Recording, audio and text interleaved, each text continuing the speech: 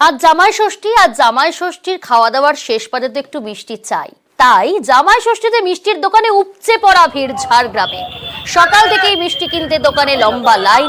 এবার ঝাড়গ্রামে মিষ্টি প্রেমীদের কাছে সাড়া ফেলেছে ভেজিটেবল মিষ্টি।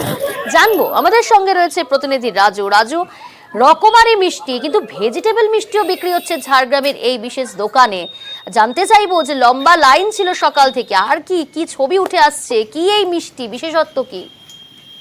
দেখো, মিষ্টি তো অনেকেই খেয়েছে। সেই মিষ্টির মধ্যে মূলত ছানা থাকে বা ছানা দিয়েই সেই মিষ্টি তৈরি করা হয়। সেই জায়গায় ভেজিটেবল মিষ্টি, বিশেষ করে এই ভেজিটেবল মিষ্টি যার চাহিদা অনেক বেশি ঝাড়গ্রামে। কারণ সকাল থেকে প্রায় কেউ 2 ঘন্টা, কেউ 1.5 ঘন্টা লাইন দিয়ে দাঁড়িয়ে রয়েছে।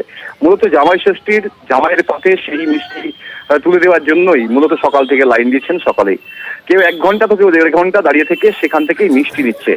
কারণ ভেজিটেবল এই মিষ্টি এর আগে কখনো পাওয়া যায়নি। এই প্রথমবার ভেজিটেবল মিষ্টি চালু করা হয়েছে এবং সেখানেই ভিড় করেছেন ঝাড়গ্রামের জেলার বিভিন্ন প্রান্ত থেকে বিভিন্ন মানুষজন। ধন্যবাদ।